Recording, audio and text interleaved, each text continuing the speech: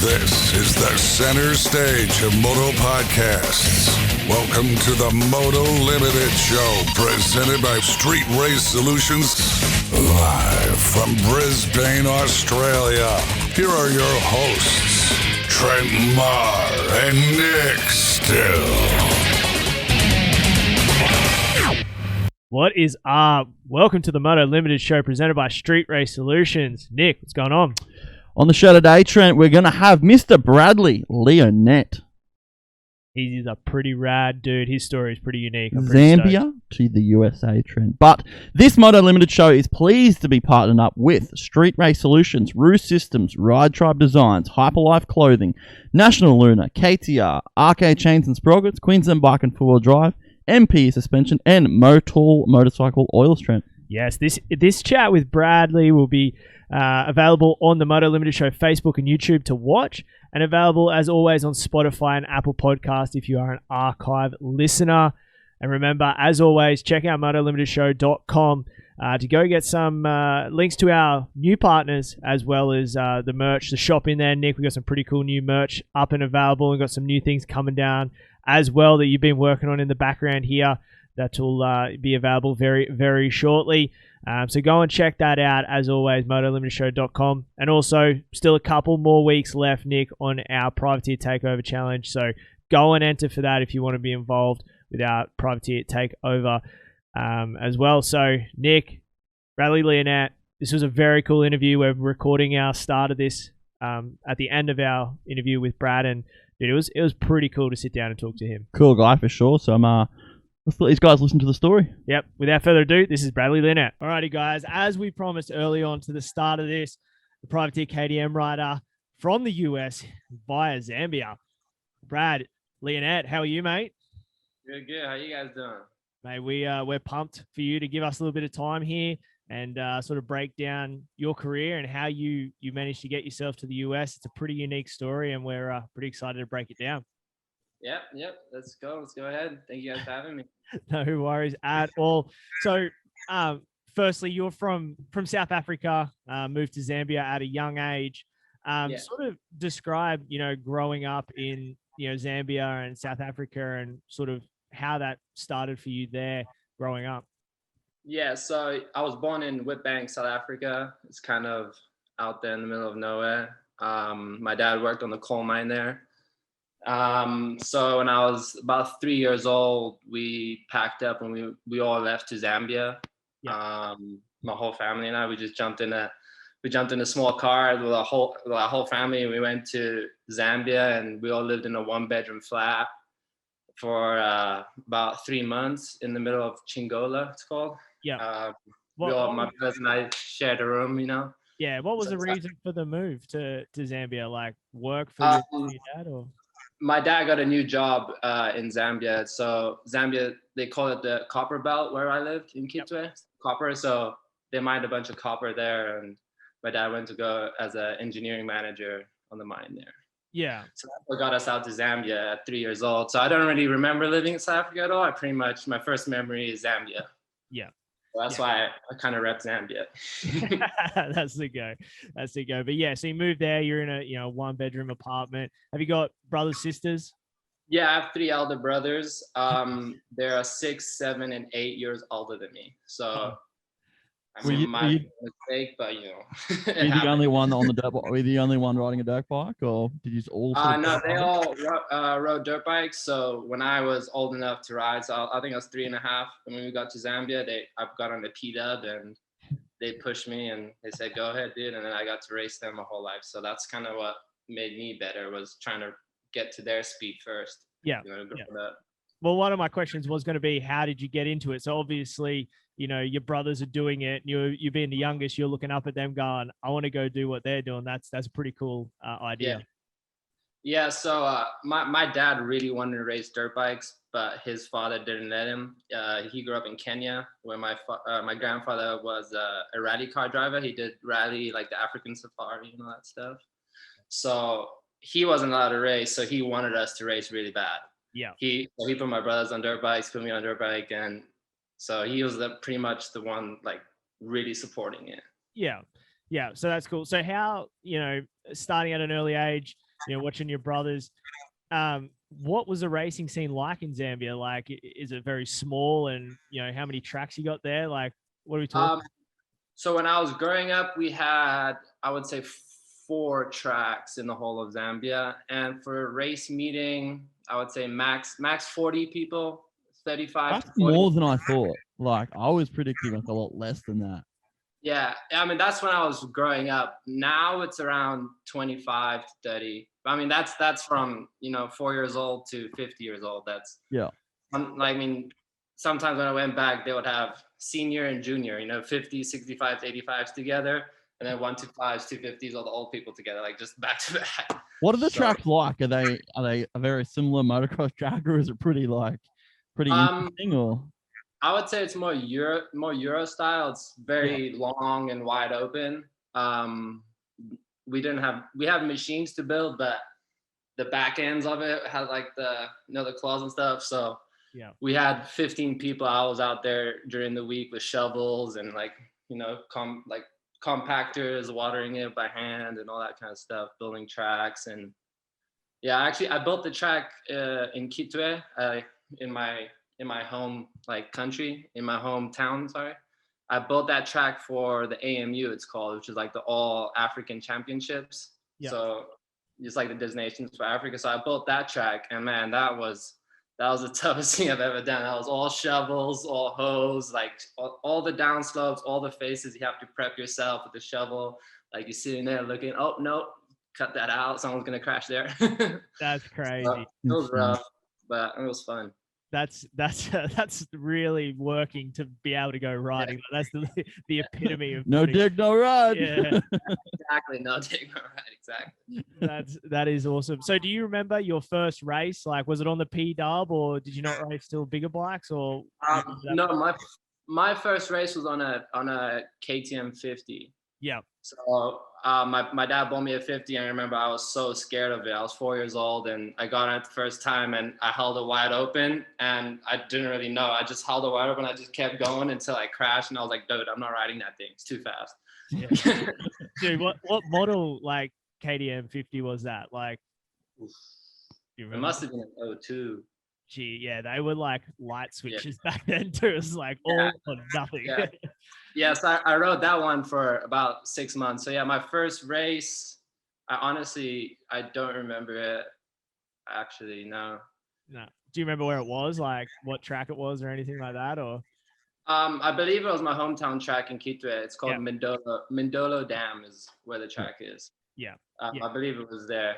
Yeah, hard pack soil, that one. I think I have a photo of it, but I don't remember it. I have a photo of me running off with like a little wooden trophy. That's so cool. Is it like, are they like all sort of hard pack tracks, or do you have some like sandy stuff over there as well? Or? Rock hard. Yeah. It's so the one by my house is in a quarry, so it's pebble, like super pebble stone. I mean, the only kind of braking you're doing is engine braking, so coming into the turn, just sliding. What about growing up? I know when we were talking last, you told me a school to look up, and I looked it up on Google Images and got a pretty cool insight of what it looked like. What was school like growing up and then being able to ride motorcycles? And was it very traditional school over there, or is it a lot different than what you're used to? Or so I went to a private school, but it's not really like a private school. It's an international school called Simba International School. And yes, I actually got the photo of the line too. And I mean, I loved it. My brothers loved it. I mean, we had really intelligent teachers. We have really smart teachers. We went through the British Cambridge system, the IGCSEs. I mean, the schooling part of it was awesome. No one else really rode dirt bike besides me and my brothers, so that kind of sucked. I like sports events. I was always on the soccer team, hockey and all that stuff. But I would always miss it to go racing, or train on the weekend and stuff like that. So well, that's pretty cool. Simba International School. It's actually got a photo of Simba too. Like, it's cool. I looked up and it's the first thing I've seen. So that was pretty cool. That's funny. Grade 1 and finished there. Yeah, that's cool. So, to the racing scene. So as you're growing up, the scene's very small, very limited. You're obviously finding success pretty early on racing. And I mean, are you racing against your brothers as well? Like being it's that small, were you racing against those guys, or were you still sort of separate from them? I was pretty separate from my brothers until I was about 12 years old. That's when I started racing them. I jumped on a 250 at like 12 when I was back home. Yeah. Actually, no, I have a photo of me on a 252 stroke at like 9 years old. That was crazy. But, sorry, where was I? But sorry, I forgot where I was. That's right. Racing, like you found success, and then obviously you racing against your brothers at 12. Oh yeah. So yeah, I was only about 12 when I started racing with them. So when I was younger, I had a couple different kids I would race against. One, his name was Munashe. He came over to the States. He trained at the goat farm for a couple months. And the other one was Dima Ferks, who came over with me as well to the States. He trained with Tortelli as well. Yeah. But he went to the British Army, I believe. Okay. So I was the only one So, but like I had them growing up to race against, but they came into it a little bit late, so it wasn't the best competition. So I had to leave. So the only really places I got competition was in South Africa. So I did probably a total of six races in South Africa, 6 nationals there, just to go over there and see my speed and see how it did compared to those guys. But it was obviously super hard.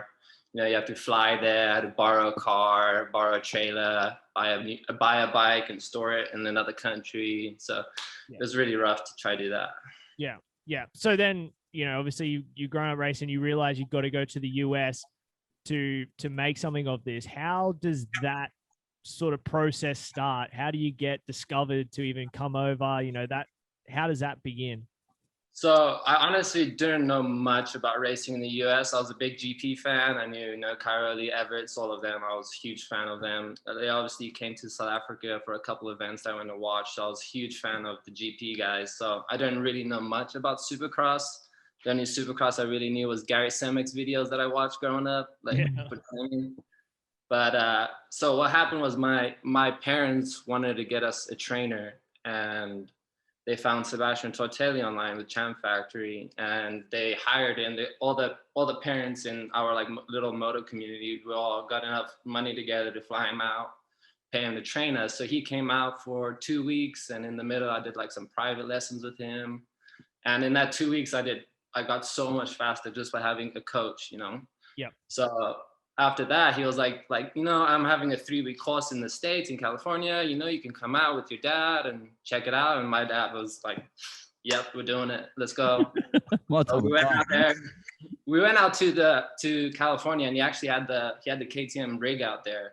Yep. And he had about 8 bikes there with the factory rig though, with all the mechanics and stuff. So there was about 8 of us. What track was it? What tracks? Yeah. We went to Paula, Star West. We went everywhere, Elsinore, everywhere. There were 4 days a week, and he took us to gym, and we had the semi there. It was super cool. Yeah. So I did that 3 weeks stay in the US, and then I went home, and it was like unbelievably faster. It was like just by riding good tracks, a good bike. Like all my bikes always 3 years older. If we wanted parts, we had to order from BTO. It took like a month to 2 to get there, and there was 4 of us kids, so it was really hard to keep on that stuff. So it was having good equipment, good tracks. It was like a life changer. Yeah. So I got really fast in that 3 weeks. Yeah, I could imagine. Sebastian Tortelli is an absolute legend too in the sport. Like, having the opportunity to listen to what he had to say, and as you said, you picked up a lot and got quick really fast. And it's obviously because he knows what he's talking about as well. So that would have been, for you as a kid, coming from South Africa and Zambia, going with Sebastian Tortelli to start, and then going to America. You must have, when you come home, you were faster, but you must have been like, all right, I need to go there now. Like I need to get to the US. Yeah. So I got home and I went back to school. Everything was the same, and I was riding really fast still. And I was like, dude, like, there's no future in Zambia. Like if I sit here, I finish school here. I go up to uni, and then that's the end of it. Like if I go up to uni, that's it. It's done.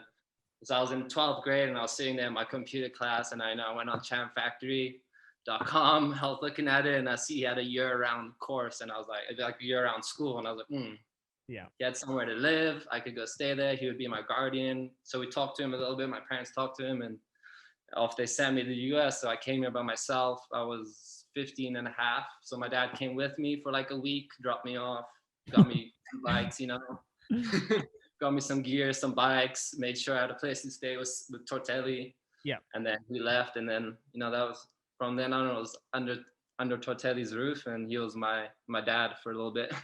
Dude, that must have been like, describe that feeling of like, it's all good while your dad's there, but once your dad leaves and you're basically there by yourself, or you got a pretty good relationship with Tortelli, but still you're like, I got no family, no friends, nothing here. Like, describe that feeling.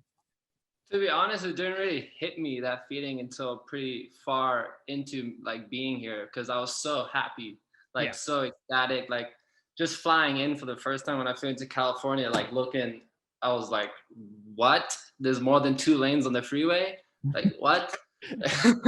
What? So like, just like, I didn't really grasp it, like, because I was having so much fun. I was riding tracks. I was having new bikes, like new gear. Like, I wore the same gear for like 5 years in Zambia, and then I would get my brother's old stuff. And then like it was so exciting, living in a house, and I had a bunch of foreign kids as well. So I had a bunch of people from like New Caledonia, France, like all those places, and they were living in this house with me. And they're at the same age as me, so it was a lot of fun. Like, was there any Australians there? Yeah, Tyler McCoy. Him and I were really close. He lived with me for like 3 years. Yeah, that's interesting. Right. That would have been pretty unique, having all the different nationalities there all under one roof. And like, dinner time must be pretty wild. Yeah, it was fun. It was really fun. Like, that's one of the, like, probably my favorite moments of my life. Like, the 3 years living in that house with all those people, just training. Yeah. Didn't worry about anything else. So when come the decision that you were like, okay, I think I'm going to try and learn how to ride Supercross? That came around. So I split with Tortelli and I started working with BJ Burns after about 3 years of working with Tortelli. So I moved in with BJ, and he kind of just told me, like, you know what? Like, you're fast enough right now. Let's go race Supercross. You gotta start getting like the technique down. You gotta start, like these kids in America, they've been racing like Supercross tracks on 85s. Yeah. You gotta start getting the technique down. You gotta start being able to, put your front end down, pump stuff, learn those turns, like all that. And I'd never had any idea about any of that stuff. Like, it was crazy. So he told me that, to get to the next level, you got to start getting this technique down for Supercross and, switch it up a bit. So that's where I first started riding Supercross. Yeah. And that first time out on a Supercross track, were you just like, what am I supposed to do here? Especially in California, when you have like people like Barsha on the track, and you're like, oh, I'm going to go roll this jump, and oh, there's Barsha. Oh, take me out, please. What was the first Supercross track you rode? Did you go to one of the compounds around Cali, or was it just a No, I went to Lake Elsinore. Oh, dude, that place is sketchy the best time. Yeah, it was back when it was sketchy too. Yeah, it was super sketchy. So my buddy Matty Milan, I don't know if you guys have heard of him, from South Africa. Him and I, we went out there for our first time with BJ to learn, and it was fun until we ended the whoops. Oh, well, I was about to say, most challenging thing to learn, was it the whoops? The whoops, I wouldn't say no. The most challenging for me, I kind of like whoops. For me, I hate quads into turns. Yeah. Like a tabletop to two singles into a turn. Yeah. That's the toughest. Like, big timing, big jumps for me is the toughest thing. Like, no. You can have that. Yeah, I was not a Supercross rider either. Yeah, like that one round this year where they're coming out the turn, they're going, I think it was Houston, and they were going triple and then table over table. Yeah, they're going 3-on-3 over. Yeah, and 4 out into the corner. Yeah. Not doing that. Yeah, that's why the nets are there. Nets are 4. Yeah. So, how long did it take from that first ride on Supercross to you actually going, all right, I'm kind of getting the hang of this now? Like, was it a couple rides or take a bit for you to get that timing and everything that take? It took me a while, honestly. I didn't get Supercross like well at the first couple months. It probably took me a year because I started riding it and then I tore my ACL and then I was out for a couple of months and I had about a month and a half of real Supercross training before I went to Anaheim 1 for my first race. Did you So I qualify? kind of messed it up. I should have waited. Yeah. So, kind of regret that, but it happened. So it's whatever. Did you qualify that first round you went to, or? No, I did not qualify the first 3 rounds I went to. The first 3, and then after that, I haven't missed one. Was that like San Diego or something? I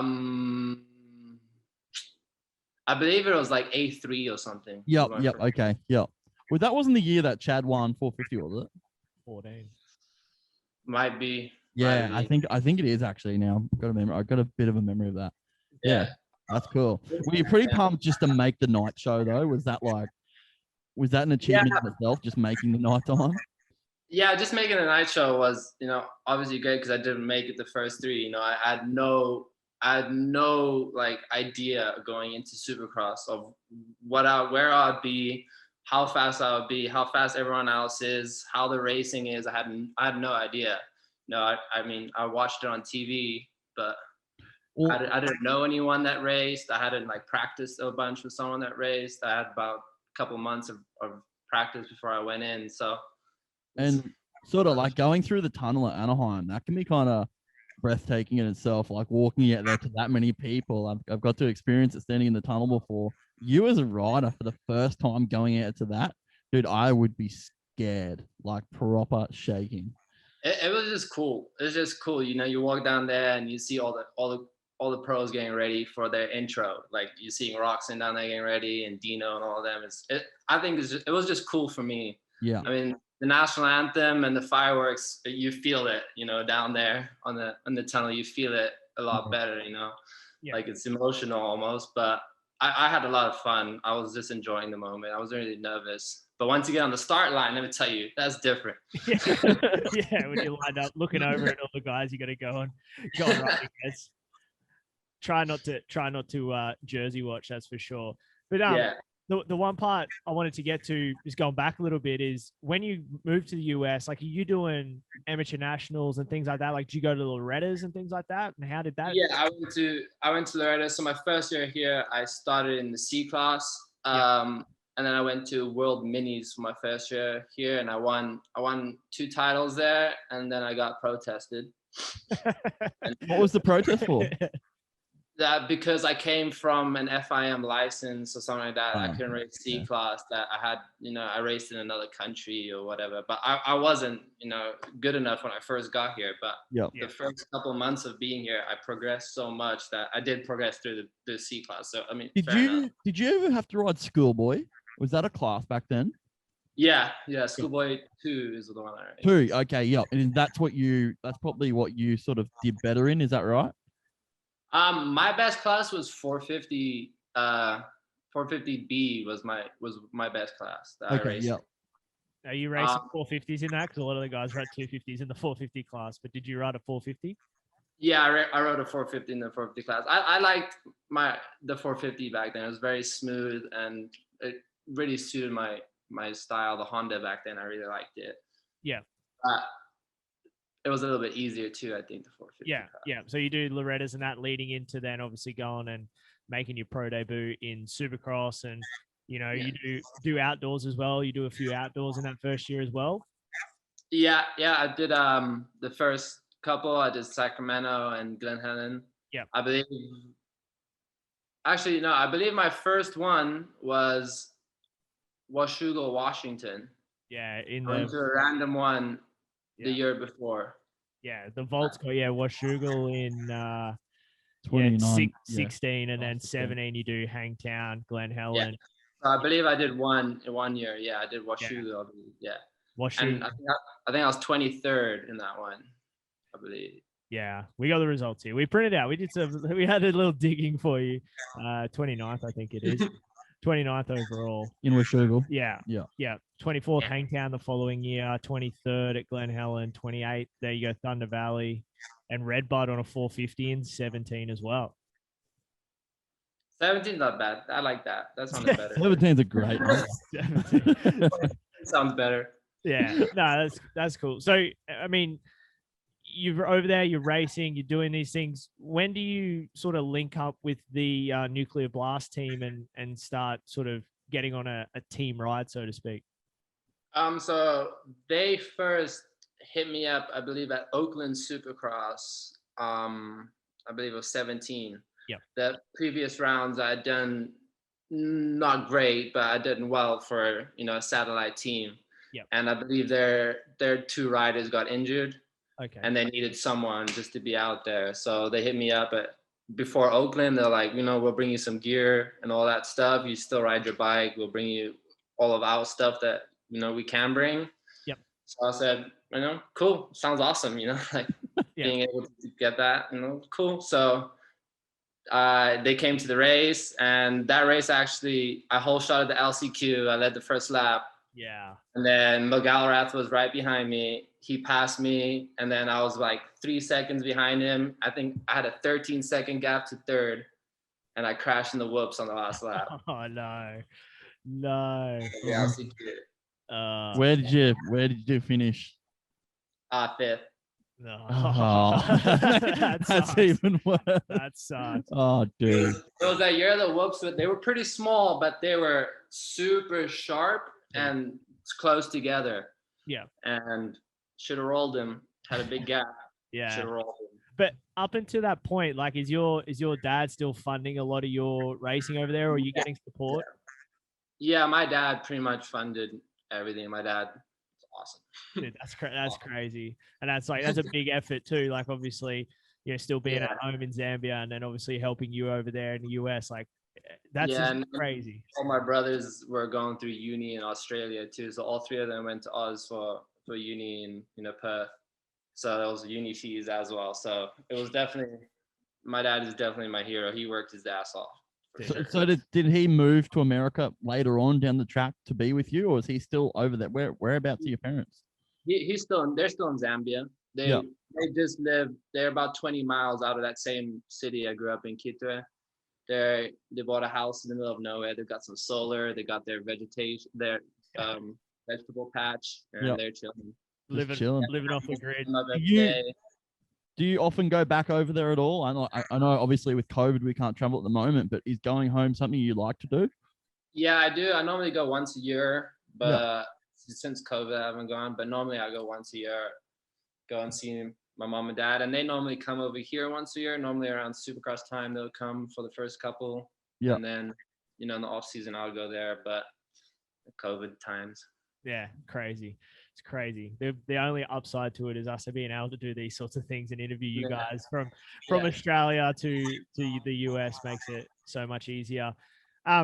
One thing, and obviously looking at your career and that so far, is you got to represent South Africa at the Motocross of Nations in 18 at Redbud. Just explain that, like, representing your country is the highest. Unreal. It was so much fun, especially the parade, I got a couple photos, just going in the back of the pickup truck with the fans just yelling and high-fiving. Awesome. It was the most fun I've had. The event was awesome, even though it rained a bunch. Yeah. We never made the final. It was still okay. Yeah. But how did it come about? Are you being on the team and being asked to represent South Africa? Like, how did that happen? I guess so. It was myself, Caleb Tennant, and Michael Doherty. And I believe they chose Caleb and I because we were based in the US. We had raced Redbud already. We had known the track. Yeah. There was a little bit of salt in the wounds of some South Africans when I was chosen because, Zambian kind of, but yeah. But I mean, it made sense. I was here. No one else. They didn't have to send someone over and pay for someone. And, you know, I'm fast enough. So for me and coach. Yeah, no, that's cool. I mean, dude, I was like looking at it and like, and going through the Instagram posts, like you posted like how cool it was, all of the, all of that stuff. And then looked like you had Jeff Emig helping you out as well for that sort of thing. Like, Fro is, another legend in the sport. You've been lucky enough to be around some legends in the sport. Yeah, especially with being Tortelli, with being with him for the first couple of years, he knew everybody. Like you couldn't even walk through Supercross with the guy because every 5 steps someone's pulling him over to talk to him. So like I met a bunch of people through him, and then also when I moved in with BJ, him and Emmett got best friends. Him and Dino best friends. I got to meet everyone. I got a whole new friend group. So it was awesome. Thanks to them, I'm here. That's cool. Like as I said, you get to pick the knowledge of the brains of some of those athletes in that day that were just absolute beasts. So you're learning heaps in that first 5-6 years of you being in the US. I learned a lot. That's pretty insane. What about these days? Who's the riding group that you sort of spend the weeks with? So this year training, I trained pretty much a lot with Surratt and Nick Schmidt at Elsinore. That was pretty much the only track that was open and reasonable. We have Hemet and State Fair, which are they're a little bit tamer. Elsinore is probably the best one you could get. So out here right now, if you're not on a factory track. So I was riding with Surrey and Nick Schmidt this whole season. Yeah. Before that, it's pretty much just whoever's training with BJ. And whoever comes out to the track, BJ knows everybody, so I'll just hop in with someone, and changes throughout the years. Yeah. Well, I mean, so you're still with BJ at the moment, like you've continued that relationship through. Yeah. So BJ and I are still really close. He's pretty much my second dad. Him and I are really, really close. Especially, I grew up in his house when he had his kids and stuff, so I'm really close to his kids. Yeah. Just. BJ is just great, he's that type of person that you want to have in your corner and whenever you need it. So you got your own place now. Like where are you based in Cali? I'm based in Lake Elsinore now. I got my own place with my girlfriend Autumn. We're living out here. We've got a great community. We have a golf course attached to it, so I'm in love with golf now. I just picked up that tick. Yeah. Thanks. Yeah. It's so much fun until you kind of get like 9 holes in and then things start falling apart and it's the worst. I usually just go golf and have a drink. The drinks probably start around the halfway for me. The first 9 get too frustrating, and then it has to come out after that. Yeah. Know the feeling. No, that's cool. So you're living the American dream right now. Got yourself based in Cali, living it. That's cool. We're living the dream. I mean, what else? I mean, I don't want to be in Zambia right now, especially with the COVID stuff, or South Africa. I wouldn't want to be there now. I mean, living out here, the beach is right here, the mountains are here. There's mountain biking, surfing. There's everything you can get here. There's all the seasons. So why not? When you're not riding dirt bike, what's your things? What's your hobbies? Right now, golf. It's golf. Just full golf guy. Golf and Call of Duty with the boys. You're pretty good at Call of Duty. I'll give you that. You're pretty. Good. We've been trying. When you're racking that amount of hours, you have to be good. You guys have way too much time on your hands. He comes in and just tells me, and he's like, "Dude, I was playing Call of Duty with da da da da da," and I'm like, "That's pretty rad." But they're all good too. Yeah. That's what friggin' frustrates me even more. Yeah, he's like, "These guys are good at it." I'm like, "I don't want to play because I'm hopeless." Coordination, we got it from racing. I want to know. You know what? Ferrandis come out the other day and said he plays a lot of Warzone. I want to know how good Ferrandis is on Warzone. Find that one out, Bradley. Go do some digging and see how good Ferrandis is. We're gonna have to get in there. Yeah, I know AC is freaking ridiculous, but anyway. Yeah. Adam's been well. He's been doing well. He's especially in like the war zone. He's really good. Yeah, well, that's what we were playing a heap of Warzone. Then when it was with you guys, we're playing that Rebirth. I like that. You actually get to come back to the game. Yeah, Warzone's boring. Take some naps in that one for sure. A lot of camping. Yeah, right. I got no idea what's going on right now. No, that's cool. So, this season, back on the privateer KTM ride, what's the future look like for Bradley Lionnet? Like, where are you? What do you want to do next year? You got some motocross you want to do at the end of this season as well. Like, what's the plan moving forward? So, I mean, this year honestly wasn't great for me racing wise. I mean, the West Coast was unbelievably stacked. I did not do as well as I hoped I would have. Coming off of all that whole sickness I had, I didn't do well. And especially after this year, you have to look in the mirror. And I was like, I'm almost 24. Yeah, got to start thinking about how I can stay in America. First of all, I have to be able to find a way to stay here and earn money throughout racing. Like I can only make money through racing, so I need to find a way to make money and live here. So I think I'm just gonna ride for fun right now. Try to do the last 2 races at the end of the year for fun. Try do the best as I can, get fit, and do it for fun, and try to get my green card. And see where it goes after that. I would really like to start doing some schooling. I don't know. The thing with motocross is once you get past that, you don't know if you want to stay in that world or not stay in it, because you look at it realistically with the money in the sport too. It's like how many people are making good money, how many people are supporting their lives in just being around motocross or not.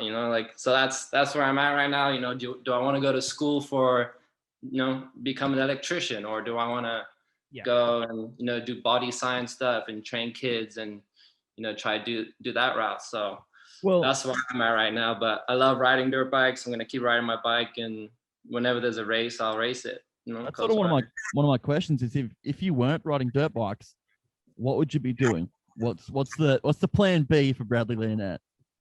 That's the thing. Since I was 4, it was race dirt bikes. So the last couple of months, I've been sitting at home here trying to figure out what I want to do. And I definitely would like to go get some more education in the field of sports science and massage therapy, all that kind of stuff. I really like that aspect of our sport and the training part. So ideally I'd like to train people. Yeah. But I don't really want to be a moto trainer. That's yeah. I don't want to go to the track for it. Competitive Call of Duty, I think.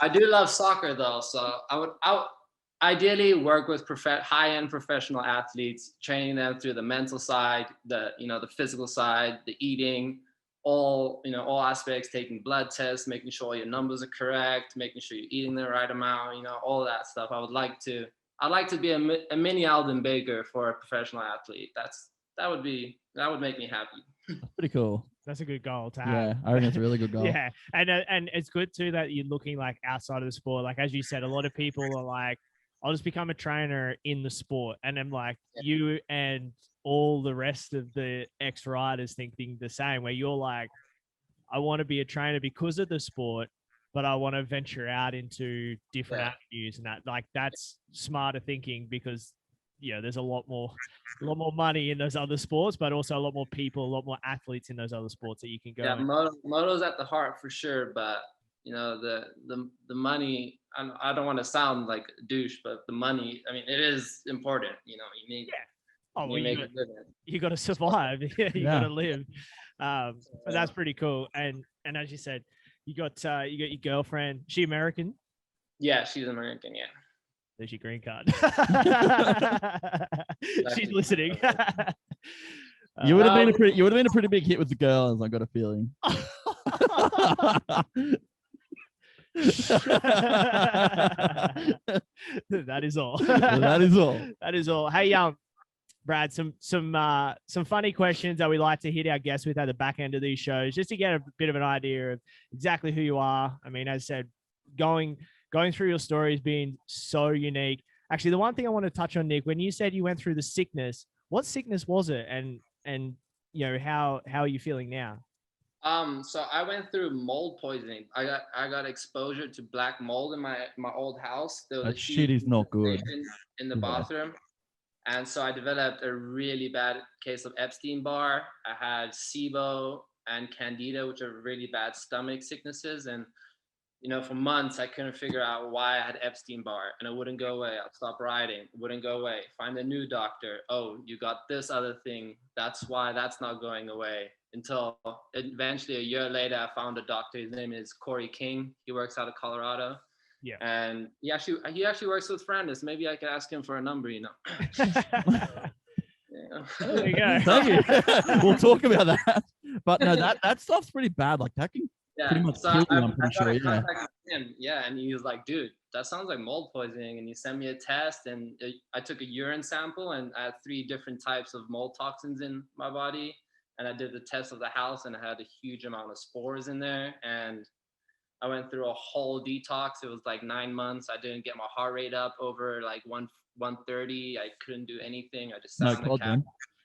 And I had juicing, ozone enemas, coffee enemas, taking so many pills, blood tests. It was gnarly time. You know, like washing everything in my house. I almost threw out everything in my house because the toxins from mold just attached to everything. The mycotoxins, they're so thin, they pass through drywall. Like, it's so disgusting. Like, I can't even, Did you get out of that place obviously straight away? Yeah, so we moved into this house about 6 months ago. Yeah. Dude, that's insane. Yeah, 5 months ago. Yeah. So we've been trying to get better ever since. And just taking that time off though was really hard to take off. I pretty much didn't race for 2 years, you know. It was just taking that time off and then trying to go straight back into it was rough, but you know. Yeah. So are you like 100% healthy now? Like, you know, or you still got ongoing effects? I think I'm 100% healthy now, but I'm not fit. I haven't been training lately since Supercross. But health-wise, yeah, I think I'm healthy. Yeah. I will probably take a blood test this week to see if I have Epstein-Barr still, because I've still had Epstein-Barr up until 4 months ago. My test is, I still have Epstein-Barr, so it still kind of sucks, but it's almost gone, so that's great. Yeah. But yeah, I'm healthy though. Yeah, Epstein-Barr is, I had it as well, and it is horrible. Like, how do you fix it? Rest, and it's like, how do you rest? Like, I don't have. That's the thing too. They told me rest. Like, cool. So I'm sitting in this house full of mold, resting for a whole year. I'm just sitting in it, getting more sick, and I'm like, they're like going through all these protocols, and at the end of the protocol, they're like, "You're worse." I don't understand. I'm like, well, I did it. That would have been frustrating to be sitting there. Yeah. Like, I'm doing what you say, and I'm getting worse. Like, yeah, I couldn't have. Yeah, it was rough. It was rough. And then my girlfriend got sick as well. Like, she doesn't train. She doesn't do any, like, she doesn't get her heart rate up super gnarly. So how does she have Epstein-Barr? How does she have that gnarly sickness? Yeah. So once we found that out, we were able to fix everything. She's all good now as well. Like, she's got she's better as well. Yeah. But she got the same sickness. She got Epstein-Barr. She got SIBO, Candida, all these different sicknesses from mold. Yeah. That's insane. That's bad. Well, it's good to see that you're gonna go and clean my house. Yeah, you're healthy. Yeah, new house, mold tested it before we moved in, so we're all good. Yeah, no, it's good to see you guys are healthy and you're getting back into it. As I said, it 2 years off too is rough. Like, you lose not only the fitness and that, but that racecraft and that ability to go out and timing, especially for Supercross. Like, was your timing a little off when you first come back after all that time? Yeah, when I first came back, it was a little off. It took a lot of time to get back to it because I was so unfit. Like, I came back and I probably rode like 2 days of outdoors, and I had to go start riding Supercross because there was like 3 weeks until the start of this year's season that I started riding again after my sickness. Yeah. So I had like 3 weeks preparation, and I'll go out, do 2 laps, and sit on the side of the track just like so pumped up and out of breath. I'm like, dude, I can't ride. Yeah. Do 2 laps, can't do 2 laps. And then after like a week of every day just doing like 2 lap little intervals, I got slowly better and better. I was still super unfit at the start of the season. I was super unfit. Yeah. But I had no more time. So yeah, had to get out and do it. Well, that's good. Good you're on demand, and good to see you, getting back to where you want to be. Hey, Brad, favorite track in America? Motocross, Supercross, what is it? Millville. Ooh, Yeah. good call. Yeah. I've never been. I'm going to put this on the front foot. People that listen to our stuff know I've never been, but I'm a massive fan. But I think Millville to me is the one that I would like to go and like ride, and it just looks like I want to go there. on a practice day for sure and just Yeah. rip it all day. It'll be without the huge ass bumps. Yeah. Yeah. I don't want to go racing. Can actually go fast. Yeah. Watching without the national. watching J Mart and A Mart rip it on their on the vlog, A Mart's vlog, and it looks just like a road. Yeah. It's so good. I'm like, oh, that'd be cool. But So flowy too. It looks so sick. yeah, no, it's a pretty rad place. I definitely favorite foods. What's the go-to food for you? Oof. Dude, I've been on Chick-fil-A hard. Chick-fil-A. Chick-fil-A is my go-to these days. There's nothing wrong with that. That's fine. you can, Except for Sundays. That's it. that may be contributing to the fitness. No. Chick-fil-A It's diet. fine. Fine. It's just like, favorite music. Oh, I listen to UK rap a lot. Oh, is that grime? Is that what it's No. called? UK grime. Is it grime? I don't know. I think that's what it's called. I've been listening to a little bit like Heady One. Have you heard of Heady One before? No. Google Heady One or listen to it and let me know, because that's my version of grime. It's just everyone's like, it's like the UK rap. I was like, I thought it was sick. I just go on Spotify and I type in UK rap, come up, shuffle that thing. I don't know why. I just like it. It just reminds me kind of home, maybe. I don't know. Just it's not American. It's not American. It's not Americanized. American rap kind of got a little bit. I used to like it when it was like Lil Wayne and them, but now it's a little bit different. Oh yeah, a little bit different. All right, Brad. Who do you want to sort of thank for helping you out this year and moving into the future? Like, are there some people that you want to give a shout out to where you can? Yeah, especially BJ Burns, my guy BJ. He's been there, since the start. Hilton Beanie at Parts Unlimited. He helped me out with all my gear this year, and everyone at Arai Helmets that helped me out.